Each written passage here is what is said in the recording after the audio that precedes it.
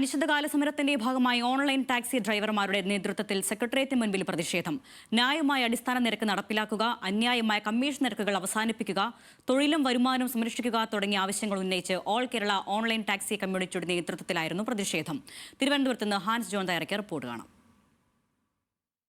സംസ്ഥാനത്തെ online taxi ഡ്രൈവർമാർ അനിശ്ചിതകാല സമരം ആരംഭിച്ചിരിക്കുകയാണ്. ഇതിന്റെ ഭാഗമായി സെക്രട്ടേറിയറ്റിന് മുന്നിൽ ഒരു പ്രതിഷേധ മാർച്ച് സംഘടിപ്പിച്ചിരിക്കുകയാണ്. ഡ്രൈവർമാരുടെ നേതൃത്വത്തിൽ ഓൾ കേരള ഓൺലൈൻ ടാക്സി ഡ്രൈവർമാർ എന്ന സ്വതന്ത്ര സംഘടനയുടെ ഭാഗമായിട്ടാണ് ഈ പ്രതിഷേധ മാർച്ച് സെക്രട്ടേറിയറ്റിന് മുന്നിൽ സംഘടിപ്പിച്ചിരിക്കുന്നത്. നമുക്ക് ദൃശ്യങ്ങളിലൊക്കെ കാണാൻ കഴിയുന്നത് പോലെ തന്നെ ഈ ശവപ്പെട്ടി അടക്കം കൊണ്ടുവന്ന് ഈ ശവപ്പെട്ടിയുടെ മുകളിൽ റീത്ത് സ്ഥാപിച്ചുകൊണ്ടാണ് ഈ പ്രതിഷേധം അവർ സംഘടിപ്പിച്ചിരിക്കുന്നത്. ഈ റീത്തുകളിൽ നിരവധി ഓൺലൈൻ പ്ലാറ്റ്ഫോമുകളിലെ ചിത്രങ്ങൾ പതിപ്പിച്ചിട്ടുണ്ട്. പ്രധാനമായും ഈ ഓൺലൈൻ ടാക്സി സർവീസുകൾ നൽകുന്ന റാപ്പിഡോ, ഓല, ഊബർ അടക്കമുള്ള സ്ഥാപനങ്ങളുടെ ചിത്രം പതിപ്പിച്ചുകൊണ്ടാണ് ഇവരുടെ ഭാഗത്തുനിന്ന് ഒരു പ്രതിഷേധം ഉണ്ടായിരിക്കുന്നത്. നിരവധി ആവശ്യങ്ങൾ ഉന്നയിച്ചുകൊണ്ടാണ് അവരുടെ ഈ പ്രതിഷേധവും സംഘടിപ്പിച്ചിരിക്കുന്നത്.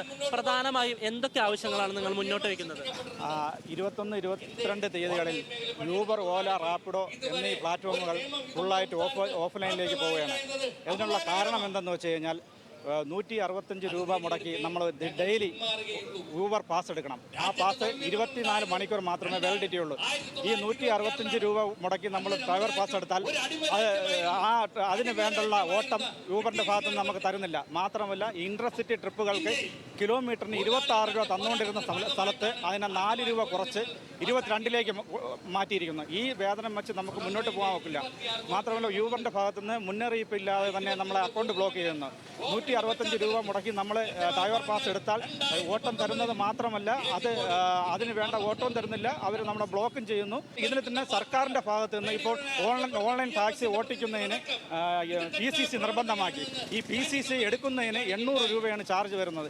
ഈ PCCയുടെ വാലിഡിറ്റി എന്ന് പറയുന്നത് 6 മാസം മാത്രമാണ്. ഈ 6 മാസം നമ്മൾ 800 രൂപ മുടക്കി ഒരു PCC എടുത്തു കഴിഞ്ഞാൽ വീണ്ടും 6 മാസം കഴിയുമ്പോൾ വീണ്ടും അടുത്ത PCC എടുക്കണം. ഈ നിലയിൽ നമുക്കത് മുന്നോട്ട് പോകാൻ കഴിയത്തില്ല.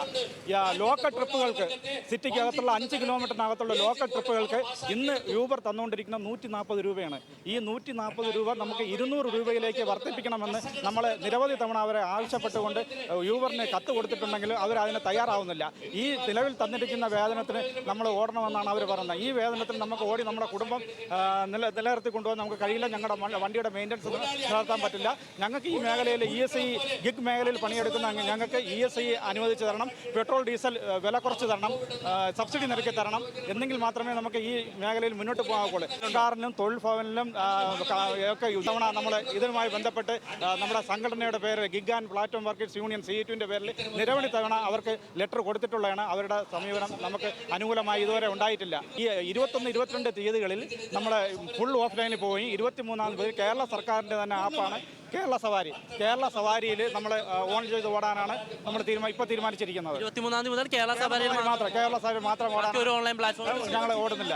അനുകൂല തീരുമാനം ഉണ്ടാവുന്നവരെ ഈ തൊഴിലാളികൾ ആവശ്യപ്പെടുന്നത് ഈ ഓൺലൈൻ പ്ലാറ്റ്ഫോമുകളിൽ നിന്ന് ന്യായമായ നിരക്ക്, ന്യായമായ വേതനം തങ്ങൾക്ക് ലഭിക്കണമെന്നാണ്. ഒരു അടിസ്ഥാന സൗകര്യം, എല്ലാ തൊഴിലാളികൾക്കും എല്ലാ സ്ഥാപനങ്ങളും നൽകുന്ന അടിസ്ഥാന സൗകര്യങ്ങളും അതിനോടൊപ്പം തന്നെ വേതന നിരക്കുകളും ലഭ്യമാക്കി തരണം എന്നടക്കമുള്ള ആവശ്യങ്ങളാണ് ഈ ഡ്രൈവർമാർ അല്ലെങ്കിൽ ഈ തൊഴിലാളികൾ ഉന്നയിക്കുന്നത്. എന്തായാലും അനുകൂല നിലപാട് സർക്കാരിൻ്റെ ഭാഗത്തു നിന്നാണെങ്കിലും അതിനേക്കാൾ ഉപരി ഈ ഓൺലൈൻ പ്ലാറ്റ്ഫോമിൽ നിന്നാണെങ്കിലും ഉണ്ടാകുന്നതുവരെ അനിശ്ചിതകാല സമരം തുടരാനാണ് ഈ ജീവനക്കാരുടെയും അല്ലെങ്കിൽ ഈ തൊഴിലാളികളുടെ തീരുമാനം. ക്യാമറാമാൻ രതീഷ് കട്ടേലോടൊപ്പം Hans John, news Malayalam, Thiruvananthapuram.